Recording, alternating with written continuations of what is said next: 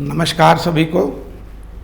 मैं प्रोफेसर जवाहरलाल, सर्वदर्शन विभाग, श्री लाल बहादुर शास्त्री राष्ट्रीय संस्कृत विश्वविद्यालय में प्रोफेसर के रूप में कार्यरत हूँ।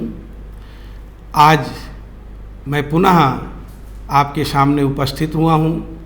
इससे पूर्व पाठ में हमने उपनिषदों के महत्व विषय पर विस्तार से चर्चा किया। आज पुनः संस्कृत साहित्य का आलोचनात्मक विश्लेषण के अंतर्गत वैदिक साहित्य का संक्षिप्त परिचय पाठ के उपबिंदु उपनिषदों की प्रासंगिकता विषय पर बात करेंगे। भारतीय परंपरा के अनुसार वेद अपौरुषेय है। वेद के अंतिम भाग होने से उपनिषद भी अपौरुषेय है। उपनिषद का दूसरा नाम ब्रह्म विद्या शास्त्र है, जिसका उद्देश्य ही ब्रह्म विद्या का ज्ञान कराना है। उपनिषद विद्या साक्षात ब्रह्म विद्या है, जिसे वेदांत भी कहते हैं। परंतु ब्रह्म विद्या या ब्रह्म ज्ञान के लिए या वेदांत शास्त्र के अध्ययन के लिए कुछ अनुबंध हैं, जिनके बिना वेदांत शास्त्र का अध्ययन संभव नहीं है। तथापि इस उपनिषद के प्रासंगिकता विषयक पाठ के द्वारा उपनिषदों में जिन विद्याओं का ज्ञान निहित है, उनके ज्ञान के लिए जो योग्यता या अनुबंध अपेक्षित हैं, उनका जब तक ज्ञान नहीं होगा तब तक उपनिषद विद्या के प्रति जिज्ञासुओं की प्रवृत्ति नहीं होगी। इसीलिए प्रथम दृष्टया अध्येताओं की इस उपनिषद शास्त्र के लिए प्रवृत्ति का सृजन करना इस पाठ का उद्देश्य है। आज के युग में उपनिषद क्यों प्रासंगिक है, उसकी समसामयिकता क्या है, इस विषय में जानना आवश्यक है। क्योंकि उपनिषद में केवल ब्रह्म विद्या मात्र का उपदेश नहीं है, अपितु ब्रह्म विद्या के अध्ययन से ब्रह्म ज्ञान के उपनिषद के अध्ययन से ब्रह्म ज्ञान के साधनों का भी विचार उपनिषद शास्त्र में उपदिष्ट है, जिनमें स्वाध्याय, सदाचार, वैराग्य, अनासक्ति की भावना, गुरु भक्ति, माता पिता के प्रति प्रेम भावना, कर्मनिष्ठा आदि अनेक जीवनोपयोगी सांसारिक सांव्यवहारिक विषयों का भी उपदेश उपनिषद शास्त्र में प्राप्त होता है। उन विषयों का ज्ञान भी अध्येताओं को इस पाठ के माध्यम से होगा। अतः इस पाठ का उद्देश्य स्पष्ट है कि जिज्ञासुओं की प्रवृत्ति को उत्पन्न करना। उपनिषदों में ऋषियों की चर्या का भी विचार देखने को मिलता है।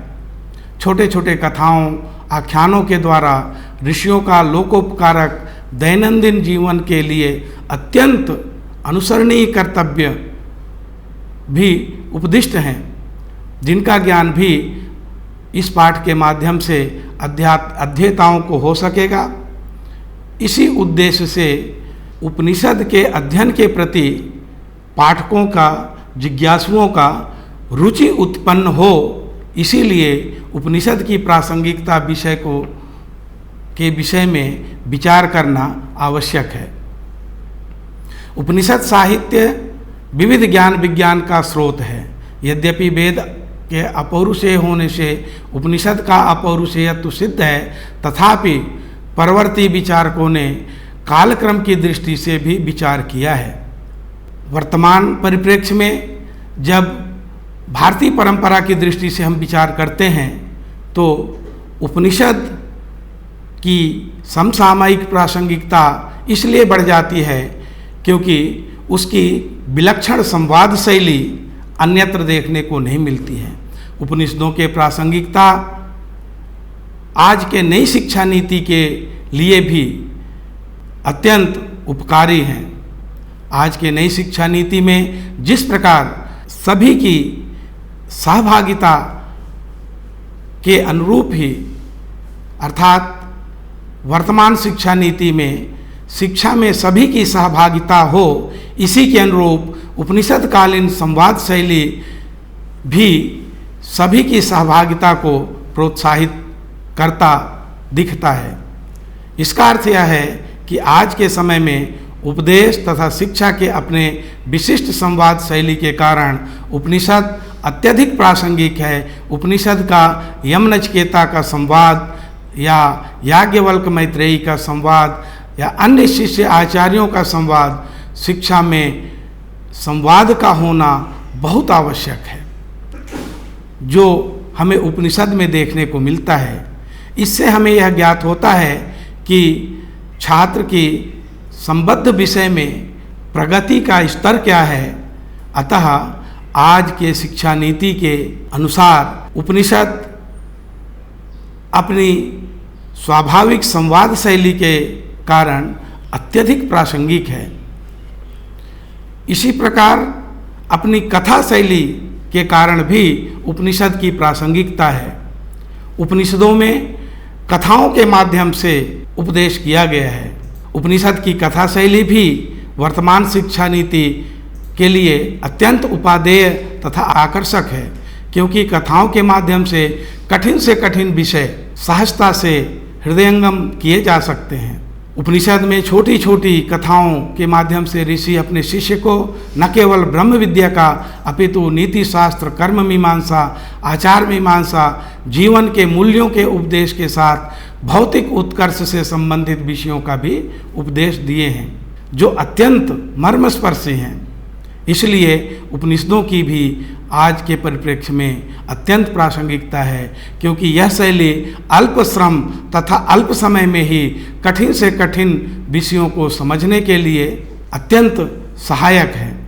अतः अपनी कथात्मक शैली के कारण भी आज आधुनिक शिक्षा नीति की दृष्टि से भी, अध्ययन विधि के दृष्टि से भी उपनिषद की प्रासंगिकता है। कथा शैली के अंतर्गत कठोपनिषद का यम नचिकेता संवाद के अंतर्गत बालक नचिकेता के पिता द्वारा यज्ञ करना, यज्ञ में अनुपयोगी गायों को दान में देना, नचिकेता को क्रुद्ध होकर यम को देने का कथन करना, नचिकेता का यमपुरी जाना, 3 दिन भूखे प्यासे बैठना, फिर यम के द्वारा 3 वरदान देना तथा नचिकेता को ब्रह्म विद्या का उपदेश। अत्यंत रोचक कथा के द्वारा ब्रह्म विद्या का उपदेश का कथन उपनिषद में मिलता है। इसी प्रकार सत्यकाम जाबाल की कथा कैसे अपनी माता की आज्ञा से ऋषि के गृह जाता है, ऋषि के द्वारा गाय की देखभाल में लगना तथा देवताओं द्वारा सत्यकाम को ब्रह्म ज्ञान का उपदेश देना। अत्यंत सहज कथा के माध्यम से ब्रह्म ज्ञान का उपदेश जाबाल को मिलता है। यह उपनिषद की अपनी विशेषता है, जिसके कारण आज भी उपनिषद प्रासंगिक है। गूढ़ से गूढ़ विषय कथा के माध्यम से उपदिष्ट हैं। यस्या मतम तस्य मतम मतम यस्य न वेदसा अविज्ञातम विजानताम विज्ञातम अभिजानताम। इस गंभीर चिंतन को यक्ष हेमवती उमा के रोचक कथा के माध्यम से अत्यंत सुलभ करके प्रस्तुत किया गया है। इसी प्रकार जिज्ञासा समाधान की पद्धति भी उपनिषद की अपनी विशेषता है, जिसके कारण आज उपनिषद की प्रासंगिकता है। उपनिषद साहित्य के अंतर्गत प्रायः सभी प्रमुख उपनिषदों में जिज्ञासा शैली विद्यमान है, जो शिक्षा की मूल आधार भी है। शिष्य किसी भी विषय में जिज्ञासा तभी कर सकता है जब उसके पूर्व के विषयों का या संबद्ध विषय के कुछ अंश का उसे ज्ञान हो। उन ज्ञात विषयों के किसी अंश पर या उससे अग्रिम विषय के संदर्भ में शिष्य जिज्ञासा करता है, तब आचार्य अत्यंत कृपापूर्वक जिज्ञासु शिष्य को उसका जिज्ञास विषय पर उपदेश देते हैं। जिज्ञासा समाधान की यह परंपरा अत्यंत स्वच्छ परंपरा उपनिषद में विद्यमान है। चाहे यम नचिकेता के संवाद में हो, याज्ञवल्क्य मैत्रेयी के संवाद में हो, भृगु वरुण के संवाद में हो, या पिप्लाद ऋषि तथा उनके 6 शिष्यों के मध्य संवाद में जिज्ञासा समाधान की शैली विद्यमान है। आज के शिक्षा व्यवस्था में इस शैली की परम आवश्यकता है, क्योंकि बौद्धिक स्तर के सम्यक परीक्षण, सम्यक ज्ञान के बिना अध्यापक द्वारा छात्र को अग्रिम विषय का अध्यापन करा देने से शिष्य या छात्र को पूर्व विषय के ज्ञान के अभाव में न अग्रिम विषय समझ में आता है और न ही पूर्व विषय के साथ संबंध योजन कर पाता है। अतः छात्र में जिज्ञासा की प्रवृत्ति की उद्भावना भी शिक्षा का महत्वपूर्ण अंग है। इस दृष्टि से जिज्ञासा समाधान की शैली आज के लिए अत्यधिक प्रासंगिक है। इससे हमें न केवल छात्रों के बौद्धिक स्तर को समझने में सहायता मिलती है, अपितु छात्र के कौशल को जानने में भी हमें बहुत सहायक होता है। अपनी इस विशिष्ट शैली के कारण आज उपनिषद अत्यंत प्रासंगिक है। उपनिषद काल में अध्ययन अध्यापन के लिए संयम अत्यंत महत्वपूर्ण रहा है, जो आज के परिप्रेक्ष्य में साक्षात अनुभव कर सकते हैं। संयम एक उत्कृष्ट साधन है जिसके द्वारा साधक स्वयं को शिक्षा प्राप्त करने के लिए योग्य सिद्ध करते हैं।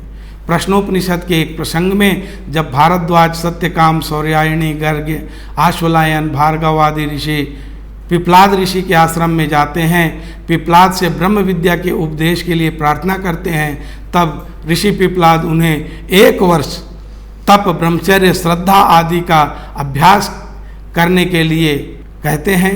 1 वर्ष के बाद पुनः जब ये 6 शिष्य वापस आते हैं और प्रश्न करते हैं, तो इन 6 शिष्यों के 6 प्रश्नों का महर्षि पिपलाद सम्यक समाधान देते हैं। आज समाज में, मानव जीवन में इतनी उथल पुथल, अव्यवस्थित दिनचर्या, तनाव व्याप्त है, जिसका समाधान निश्चित रूप से संयम में ही निहित है। संयम के स्वरूप तथा विधि का ज्ञान उपनिषद में विद्यमान है। अतः समसामयिक समस्याओं के समाधान के लिए संयम तथा संयम के स्वरूप ज्ञान के लिए उपनिषद शास्त्र की आज प्रासंगिकता है। उपनिषद योग साधन का मूल है। आज संसार में योग की व्याप्ति है।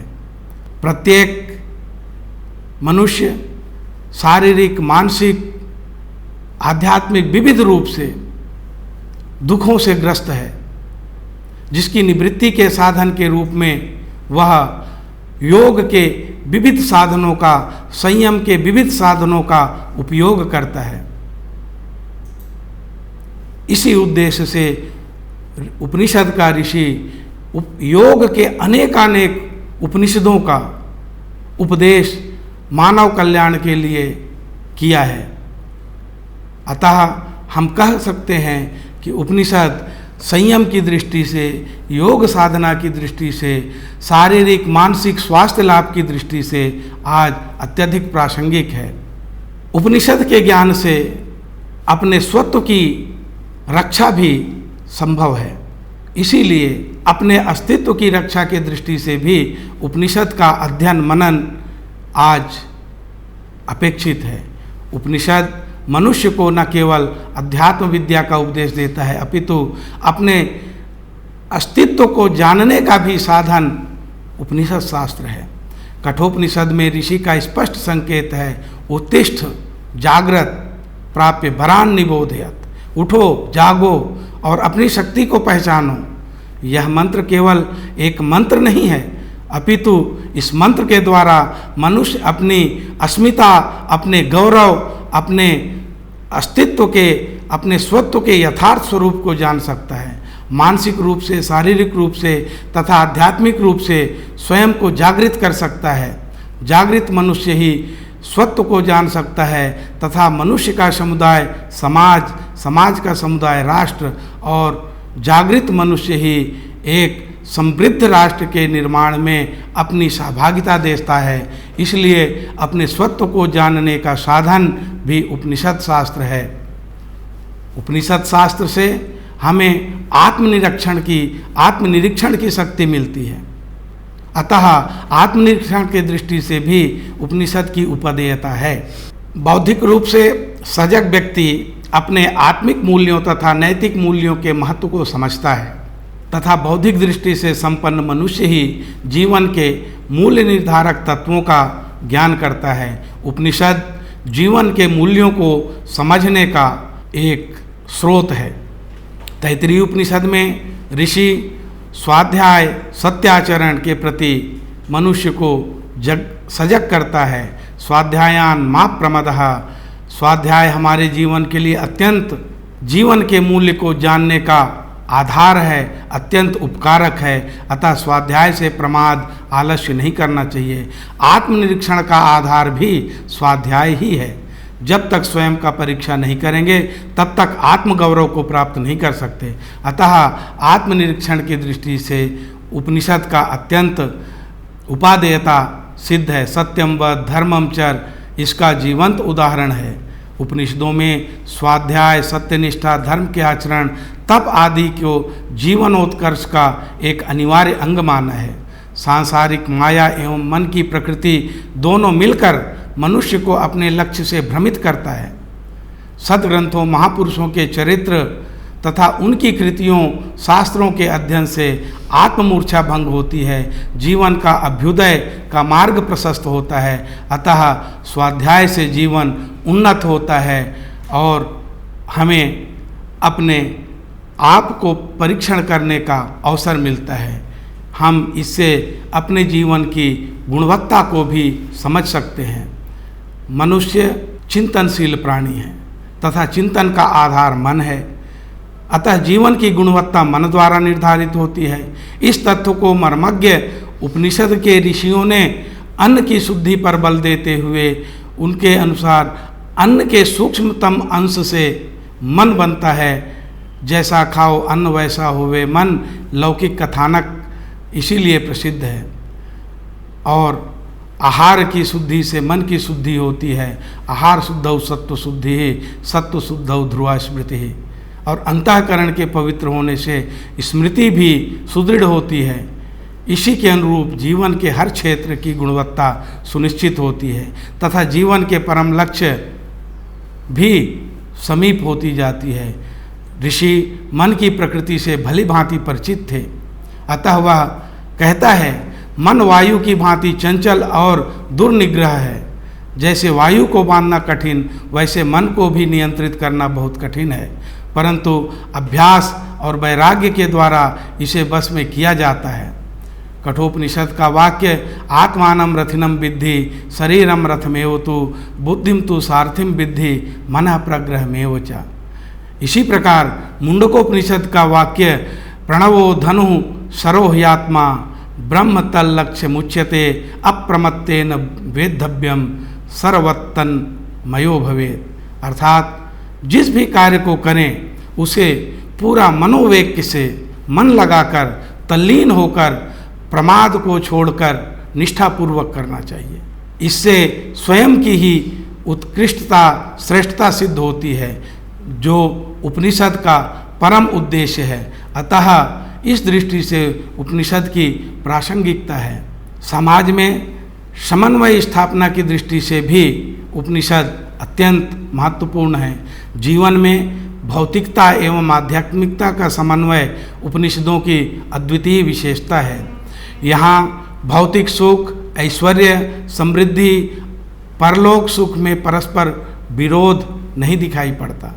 वे परस्पर बाधक न होकर साधक हैं। उपनिषद के ऋषियों का स्वयं का जीवन इसका आदर्श उदाहरण है। विदेहराज जनक राजा के साथ तत्व जिज्ञासु भी थे।